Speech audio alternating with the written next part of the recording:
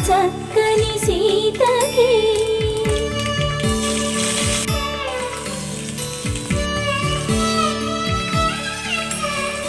ఎర్ర జాబిలి చేయి రాముడేడని అడుగుతుంటే చూడలేదని పెదవి చెప్తే చెప్పలేమని కనులు చెప్పే నల్ల పూసైనా